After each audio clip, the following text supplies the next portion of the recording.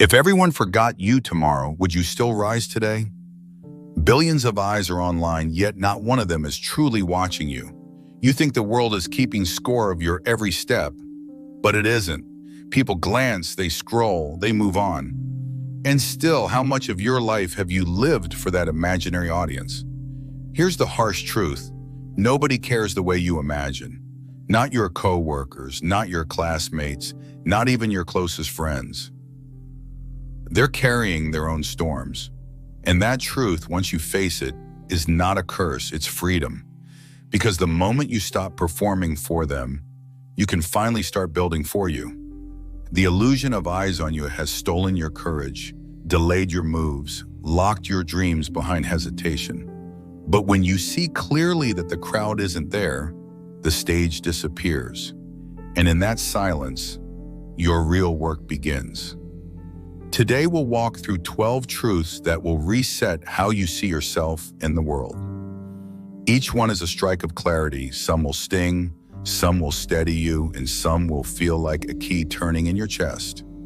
Stay with me, because by the last one, the way you carry yourself will never be the same. So let me ask you, if nobody ever clapped for you, would you still rise?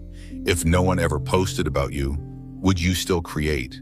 If not a single person noticed your progress, would you still pursue it? That is where strength begins. Not in the noise of attention, but in the quiet weight of alignment. No applause, only alignment. 1. The myth of the audience. Most people walk through life as if a spotlight follows their every step. You pause before speaking, hesitate before acting, because in your mind, someone is always watching, always judging. But here's the truth. No one is watching as closely as you think. They're too busy carrying their own fears, scrolling their own feeds, drowning in their own noise. The imagined audience is one of the greatest thieves of authenticity. You spend hours adjusting your mask, rehearsing your lines, yet no one even stayed for the show. The more you try to be seen, the more invisible you become to yourself. It's like practicing karaoke in an empty room. You're out of breath, but nobody even pressed record. Chasing attention is like pouring water into sand. The more you give, the faster it disappears.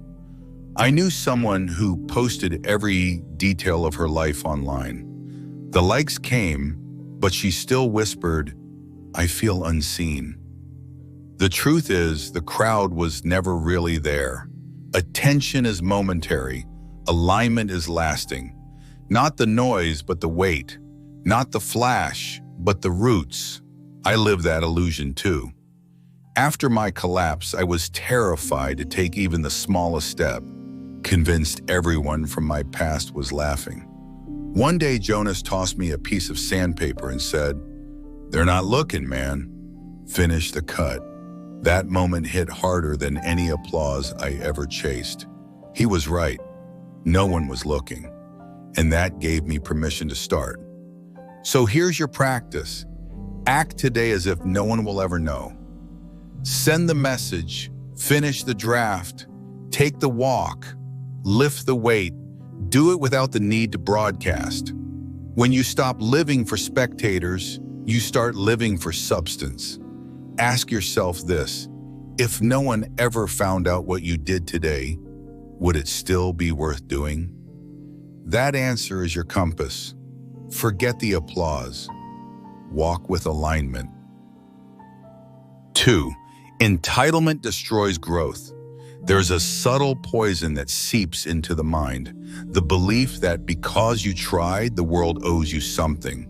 That because you hurt, someone should rescue you. That because you exist, life should bend to make it easier. This illusion of entitlement doesn't lift you, it weakens you.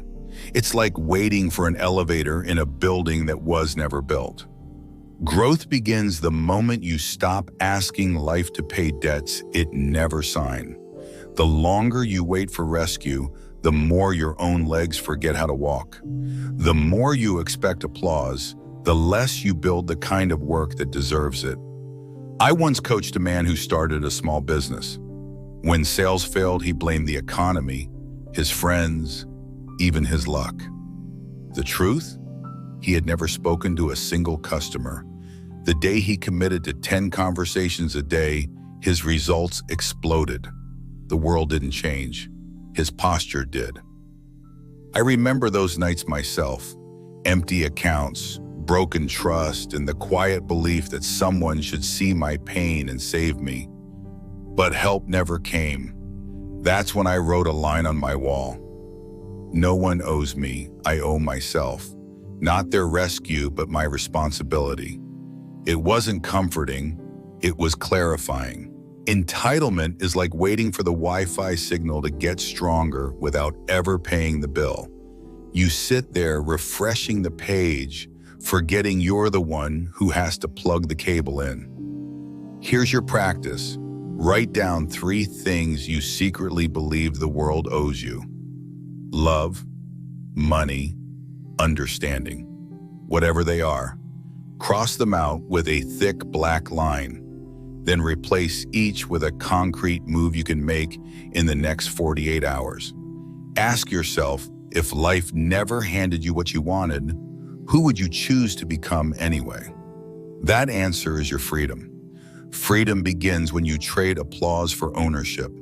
And once you stop expecting rescue, the only thing left is to claim what can't be taken: your own mind.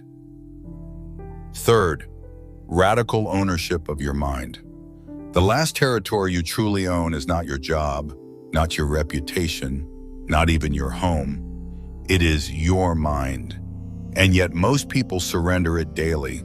They rent it out to headlines, to gossip, to trends. They hand over their inner compass for the price of distraction. When you lose command of your mind, you lose command of your life. Every outburst, every wasted hour, every spiral of panic is a sign that you've abandoned the captain's seat. It's like leaving your house unlocked. Don't be surprised when chaos walks in. The storm outside isn't what drowns you. It's the fact that you left the wheel empty. Not the storm, but the surrender. I remember the first night Kai handed me an old kitchen timer. 10 minutes, sit, don't move. At that time, my life was collapsing. I had no money, no home, no hope, and he wanted me to sit in silence. At first, it felt like drowning. 3 weeks later, those same 10 minutes became the first quiet roads I had walked in years. My mind, once a battlefield, started to feel like a room I could live in. Mastery of the mind is not glamorous. It's not the lightning bolt. It's the steady chiseling, brick after brick, inside the fortress of your thoughts, like sweeping your own porch each morning. Simple, small, but the air feels different when you do. Every principle reinforced, every lie uprooted, every emotion examined. It's construction work no one else will ever applaud. Guarding your mind is like guarding your fridge. Leave the door open and suddenly everyone's eating your food. Close it, and finally you get dinner for yourself. Here's your practice. Tomorrow morning, no phone, no noise. Sit with a notebook. Write down 3 thoughts that strengthen you, then 3 that sabotage you. Keep the first. Rewrite the second into a sentence that serves you. Return to it throughout the day. Ask yourself, if your thoughts were bricks, are you building a fortress or a prison? Guard your mind, not for applause, but for alignment. But even a guarded mind loses strength if you keep looking sideways. And that's where focus must step in. 4. The discipline of self-focused. Distraction is the silent thief of strength. You can't build your house while staring at your neighbors. You can't run your race while checking every other lane. Every glance at someone else's highlight reel blinds you to your own progress. Comparison is a trap dressed up as curiosity. The more you measure yourself by others, the more you shrink the space where your own growth could happen. The Stoics never told us to ignore the world. They told us to master our lane. I remember when Jonah sent me a link to a woodworker half my age who already had 1 million followers. For a moment, I felt the burn. Why not me? My hands hovered, ready to copy his style just to catch up. Then I looked at the oak grain glowing under the shop window. It felt alive in my palms. That day I carved a piece exactly my way. A week later, a client touched it and whispered, "This feels like a memory." That's when I understood. Authenticity wins where imitation dies. Comparing yourself is like checking your neighbor's fridge while your own dinner is burning on the stove. By the time you're done looking, you've lost your meal. Here's your practice. Choose 1 hour this week. Call it your no comparison hour. No social media, no scrolling, no spying. Use it only to measure yourself against yourself. Journal one question. Am I better than I was yesterday? Answer honestly. Ask yourself which metric would make you proud even if no one else ever saw it. Don't chase applause. Protect your lane. Protect your alignment. Stay with me, because in a moment we'll break down a shift that could save you years of wasted energy. And when you're finally in your lane, the next battle isn't outside, it's in how you respond to what comes at you. 5. From reaction to response. Most people live like walking triggers. One comment, one glance, one headline, and suddenly their whole day unravels. Their mood hijacked, their focus scattered, their dignity surrendered to impulse. Reactivity is not strength, it's emotional slavery. True power begins when you insert a pause between what happens and what you choose to do about it. That pause is not weakness, it's sovereignty. Stop, breathe. This is where the shift happens, the gap where chaos ends and clarity begins. I once worked with a manager dragged daily into email wars. Every sharp word demanded a sharper reply. I asked him to do something simple. Count to 5 before responding. At first, he hated it, said it felt like handcuffs. 2 weeks later, the CC wars stopped. Projects moved forward. It wasn't talent that saved him. It was tempo. And I remember myself too. Years ago, Jonas teased me about a crooked joint in my carving. Pride burned. I wanted to snap back. Instead, I bit my tongue, sanded the edge until it fit perfectly, and slid it across the bench. He ran his hand along the seam, nodded once. That nod was heavier than any comeback I could have thrown. Patience is hotter than caffeine. I tried responding instead of reacting one morning, and my coffee went cold. Turns out silence wakes you up faster than espresso. Here's your practice. Next time you feel triggered, breathe in for 4, hold for 4, breathe out for 4. Then ask, what is the most honorable response available to me right now? Write it if you need to, then act on that instead of your loudest impulse. Ask yourself, which reaction keeps rerouting your life, and what deliberate response will you replace it with? Your strength isn't applause. It's the alignment you choose in the pause. And in that pause, you'll see the truth. Not everyone will understand you, and that's okay. 6. Let go of needing to be understood. There is a quiet prison many people build for themselves. The obsession with being understood. You explain, you defend, you adjust, hoping someone will finally say, I get you. But here's the truth. Not everyone will, and not everyone has to. The Stoics warned, chasing approval is like chasing shadows. The closer you reach, the further it slips away. Peace doesn't come from being explained. It comes from being aligned. The moment you stop begging to be understood, your actions begin to speak for you. I remember Elena looking at me one evening in the shop. I had withdrawn into silence, carrying decisions without announcing them. She said, "Your quiet scares people who depend on your noise." Her words hit deep, but I realized she wasn't asking me to be louder. She was showing me that true understanding is rare, and that's okay. My focus didn't need translation, it needed consistency. And here's the twist: when you stop trying to make everyone understand you, the few who do will see you more clearly than ever. The rest will misread your silence as arrogance, your discipline as distance, your focus as pride. That is not your burden to carry. Explaining yourself to everyone is like giving a TED Talk every time you say no to dessert. Exhausting, unnecessary, and nobody's taking notes. Here's your practice. Write down 3 things you've been over-explaining: your goals, your choices, your boundaries. Next to each, write 1 clear sentence just for yourself. Keep it private.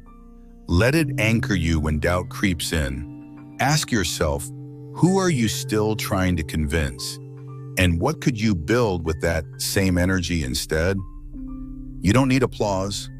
You need alignment with yourself. And once you release the need to be understood, you're ready to step into the silence that forges you.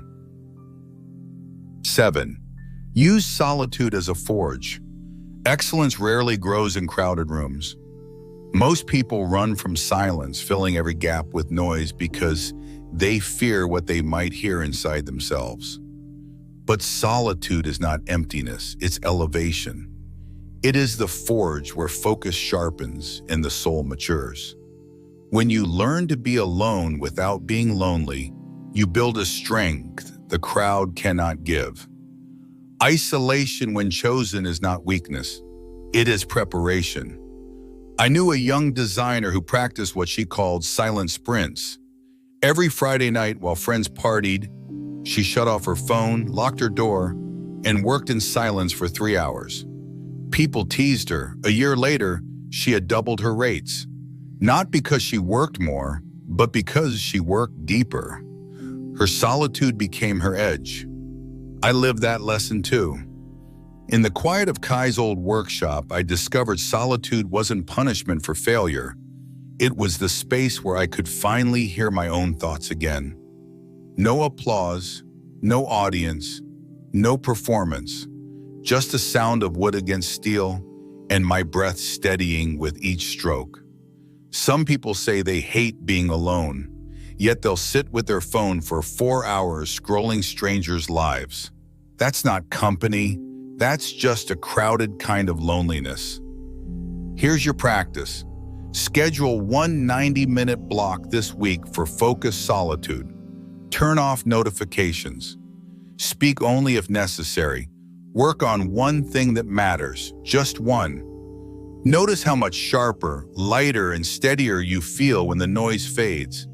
Ask yourself, what could grow in your life if you weren't afraid to be unseen for a season? The stage disappears, the work remains.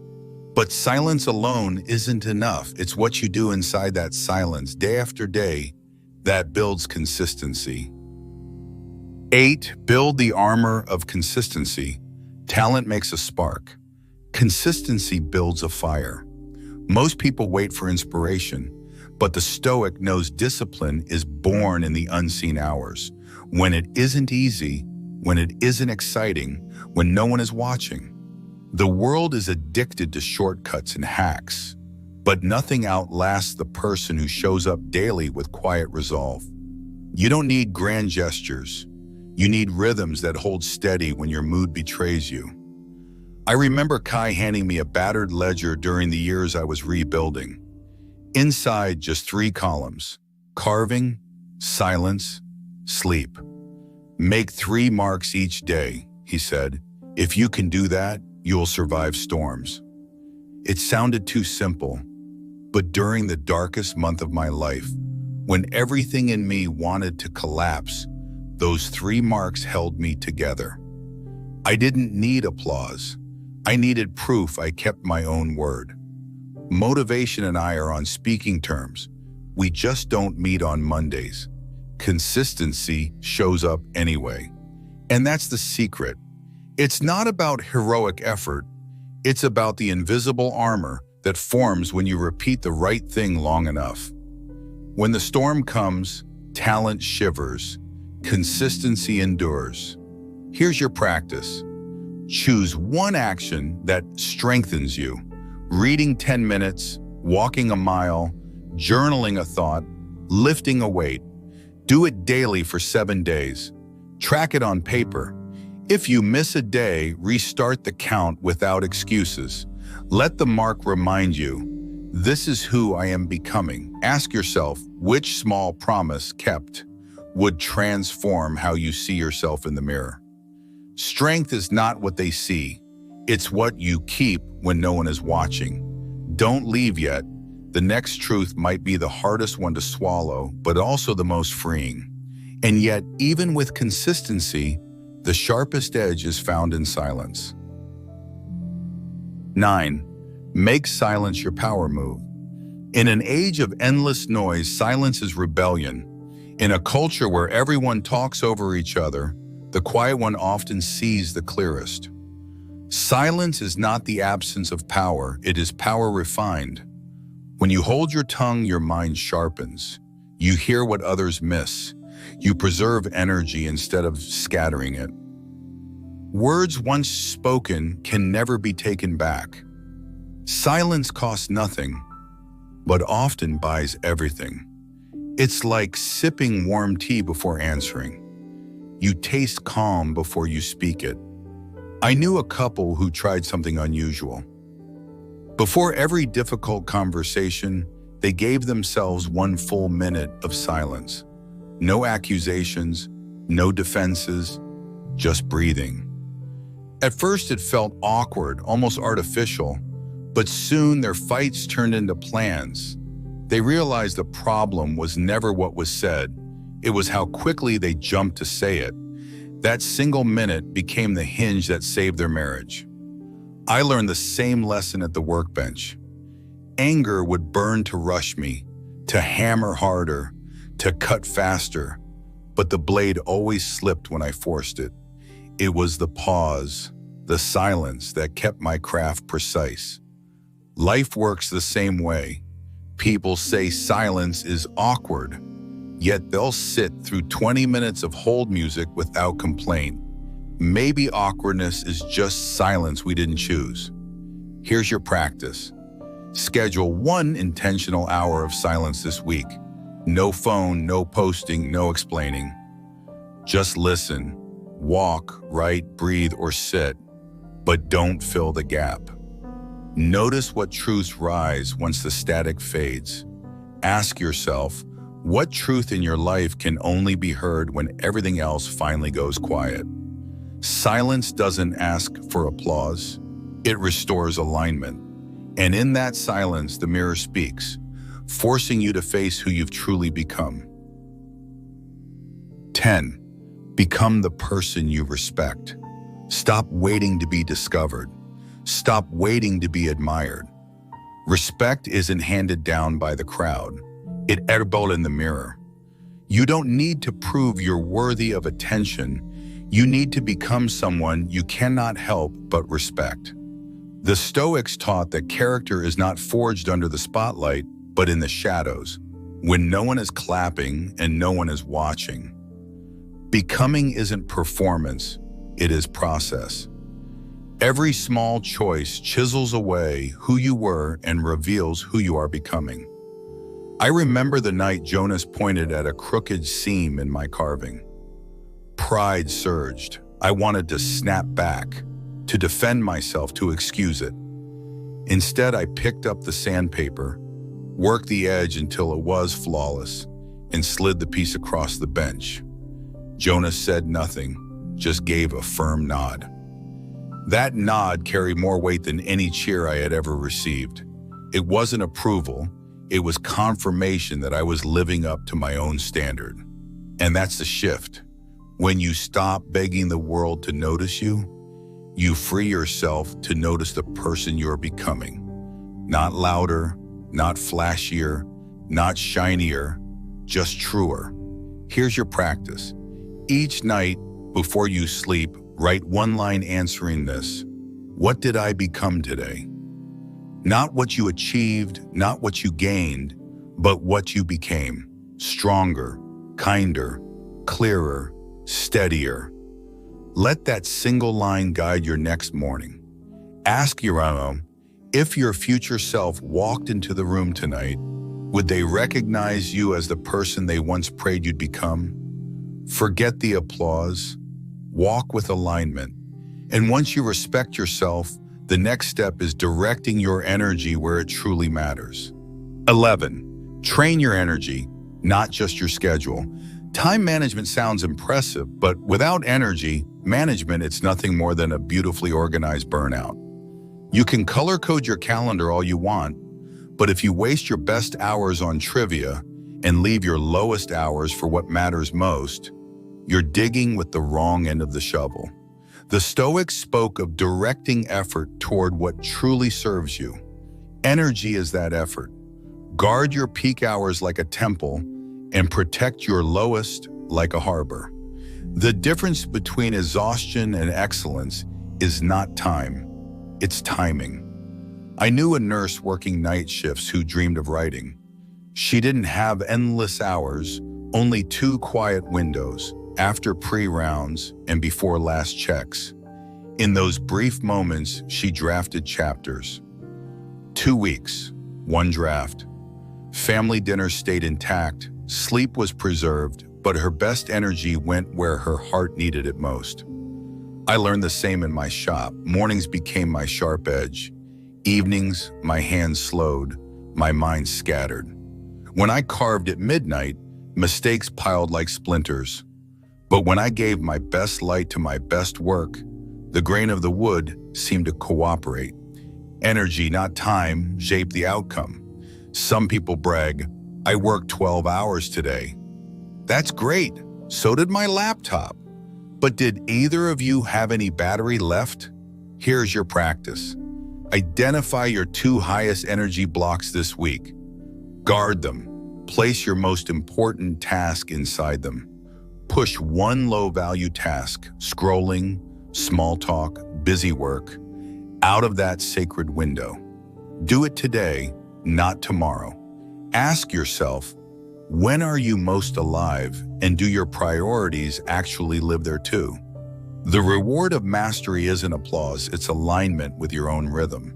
And when your energy is aligned, the final test arrives, holding your standards without losing your heart.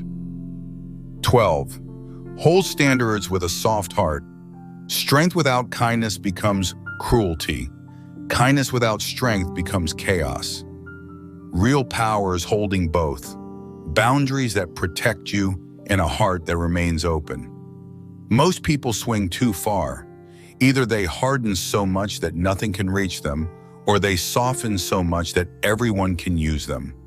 But a Stoic balance says, protect your standards and still let love pass through. I faced that test when Mara returned, years after our lives had split. Old memories stirred, the kind that once could have pulled me back. Part of me wanted to reopen the door, explain myself, rewrite history. Instead, I wrote a letter I never sent. I thanked the past, blessed the distance, and I closed the notebook. That act was both firm and gentle.